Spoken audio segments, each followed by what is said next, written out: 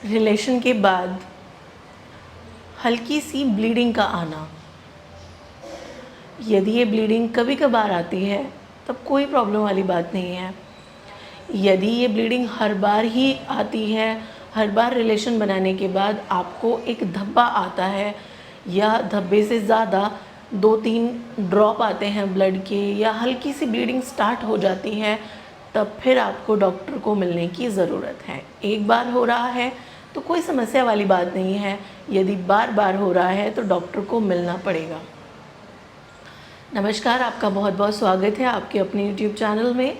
आज की इस वीडियो में हम बात करने वाले हैं आप ही लोगों के कमेंट से एक टॉपिक के बारे में, रिलेशन के बाद हल्की सी ब्लीडिंग का आना।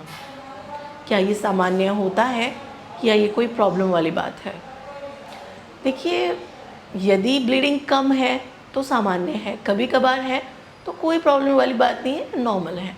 यदि ये बहुत ज़्यादा और हर बार हो रही है तो डॉक्टर को मिलने की ज़रूरत होती है। क्या कारण होते हैं, क्यों ऐसा हो रहा है? कारणों में सबसे पहला कारण होता है वेजाइनल ड्राइनेस, जो कि मैंने इस पर ऑलरेडी एक वीडियो बना रखा है। जिन महिलाओं में वेजाइनल ड्राइनेस रहती है उन महिलाओं में इनफर्टिलिटी होती है, वो बांझपन का कारण बन जाती है, आपकी मां न बन पाने का कारण होती है। तो जो नेचुरल प्रोसेस है जिसमें वेजाइना की ड्राइनेस गलत है, वेजाइना हल्की फुल्की वेट रहनी चाहिए, तभी तो स्पर्म ट्रैवल करेगा, तभी तो फर्टिलाइजेशन का प्रोसेस होगा। तो ये वेटनेस ज़रूरी है, नॉर्मल फेज में ज़रूरी है। तो अगर कभी कभार महिलाओं में वेजाइनल ड्राइनेस बहुत ज़्यादा हो जाती है तो उस कारण से भी हल्की फुल्की ब्लीडिंग, फ्रिक्शन के कारण हल्की फुल्की ब्लीडिंग का आना सामान्य। नंबर 2 होता है सर्विकल इन्फेक्शन, बच्चेदानी के मुंह पे सूजन और इन्फेक्शन का आना। नेबोथियन सिस्ट, नेबोथियन सिस्ट के बारे में आपने सुना ही होगा। अल्ट्रासाउंड कराते हैं तो नेबोथियन सिस्ट आता है तो ऐसा लगता है ना कि ये तो बहुत बड़ी बीमारी है, कहीं सर्विकल कैंसर तो नहीं है। तो नेबोथियन सिस्ट, आपकी जो डक्ट है वो ब्लॉक हो जाती है, उस कारण से उस जगह पर सूजन और इन्फेक्शन हो जाने के कारण नेबोथियन सिस्ट बन जाती है। पानी के छाले, फफोले बन जाते हैं। रिलेशन के दौरान फ्रिक्शन के कारण आपको उन छालों से फूटने के कारण उस जगह से हल्की फुल्की ब्लीडिंग या पस का कलेक्शन या एक ब्लीडिंग और पस के कॉम्बिनेशन जैसा कुछ आना जो है, ये एक टेंशन वाली बात है।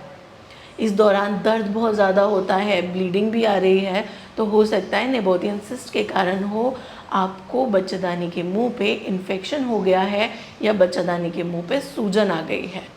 इसका तीसरा कारण होता है एसटीडीज़, क्लेमाइडिया, गोनोरिया के कारण आपको, यदि ये सेक्सुअली ट्रांसमिटेड डिजीज़ है, आपके पार्टनर को थी, आपको लग गई है ये डिज़ीज़, तब फिर ये एक प्रॉब्लम वाली बात है। डॉक्टर को मिलने की ज़रूरत है, प्रॉपर ट्रीटमेंट कराने की ज़रूरत है। हर बार ब्लीडिंग होगी, नॉर्मल से ज़्यादा होगी और बहुत ज़्यादा टेंशन हो जाएगी, दर्द इतना ज़्यादा होगा कि दर्द के इंजेक्शंस लगवाने पड़ेंगे। नंबर 4 आता है PCOS, हार्मोनल इम्बैलेंस के कारण। जिन महिलाओं में PCOS की समस्या है उनमें वजाइना से ब्लीडिंग आना देखा जाता है, बार बार ब्लीडिंग आती है, हर रिलेशन बनाने के बाद आपको ब्लीडिंग आ रही है, दैट मीन्स कि कहीं ना कहीं हार्मोनल असंतुलन है और आपको डॉक्टर को मिलने की ज़रूरत है। उसके बाद एक कारण आता है जिसे हम कहते हैं यूट्राइन फाइब्रॉयड, यूट्राइन पॉलिप। बच्चेदानी के मुंह पर अंदर की तरफ कोई फाइब्रॉयड है, जैसे ही रिलेशन बनाया जाता है वैसे ही फाइब्रॉयड ब्लीडिंग करता है, या अंदर की साइड कोई पॉलिप है बिल्कुल मुंह पर आ रहा है तो वो फिर ब्लीडिंग करेगा, उसके कारण आपको प्रॉब्लम होगी, तो डॉक्टर को मिलने की ज़रूरत है। इसके अलावा एक सबसे बड़ा कारण होता है सर्विकल कैंसर, बच्चेदानी के मुंह का कैंसर है। कुछ महिलाओं में होता है कि नज़रअंदाज करती हैं, अवॉइड करती हैं, ये नहीं सोचती हैं कि ये आपको एक बड़ी प्रॉब्लम दे सकता है, इसका इलाज कराना चाहिए। तो इसको जनरली नज़रअंदाज मेरी नज़र में तो नहीं करना चाहिए। यदि एक बार हुआ है तो आप इसे एक बार को अवॉइड कर सकते हैं, हो सकता है ड्राइनेस के कारण हो। यदि ये बार बार हो रहा है और हर बार बढ़ रहा है, दर्द भी बहुत ज़्यादा होता है, तो डॉक्टर को मिलने की ज़रूरत है। अब हम बात करेंगे इसके इलाज के बारे में, इसके ट्रीटमेंट के बारे में। यदि हम ट्रीटमेंट की बात करते हैं और आपको नेबोथियन सिस्ट है, तब फिर आपको ट्रीटमेंट की ज़रूरत है। देखिए, आपको ब्लीडिंग चल रही है, दर्द हो रहा है, इसमें कोई होम रेमेडी काम नहीं करती है। यदि आपको वेजाइनल ड्राइनेस है तब फिर आप किसी लुब्रिकेंट वाटर बेस्ड लुब्रिकेंट्स का यूज़ कर सकते हैं। वाटर बेस्ड लुब्रिकेंट जो मार्केट में अवेलेबल होते हैं, या उसके अलावा आप कोकोनट ऑयल का यूज़ कर सकते हैं एज अ लुब्रिकेंट, और आप एलोवेरा जेल का यूज़ कर सकते हैं एज अ लुब्रिकेंट।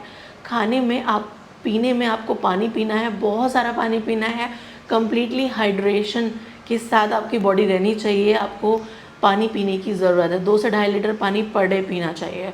उसके अलावा यदि आपको इन्फेक्शन बार बार होता है, ल्यूकोरिया की समस्या बार बार रहती है, गंदगी बहुत ज़्यादा रहती है, तब फिर आप दही का इस्तेमाल कर सकते हैं जो कि प्रोबायोटिक है, तो जिससे कि ये अच्छे फ्लोरा बनेंगे और आपकी ये प्रॉब्लम ठीक हो जाएगी। आप एंटीबायोटिक, एंटी फंगल और एंटीवायरल दवाइयों का इस्तेमाल करिए। एंटीबायोटिक और एंटीवायरल चलेंगी जब आपको एसटीडी इन्फेक्शन रहेगा, तब फिर एंटीबायोटिक और एंटीवायरल का ट्रीटमेंट रहेगा। यदि बहुत ज़्यादा गंदगी आती है, बहुत गंदा रहता है, बदबू आती है और साथ में ब्लीडिंग भी आ रही है, तब फिर एंटी फंगल दवाइयों का इस्तेमाल किया जाएगा। यदि नेबोथियन सिस्ट है, फाइब्रॉइड है, पॉलिप है, तो हार्मोनल दवाइयों का इस्तेमाल करना है। साथ में एंटीबायोटिक्स का भी इस्तेमाल किया जाता है। कुछ महिलाओं में बच्चेदानी के मुंह पे सूजन आ जाती है।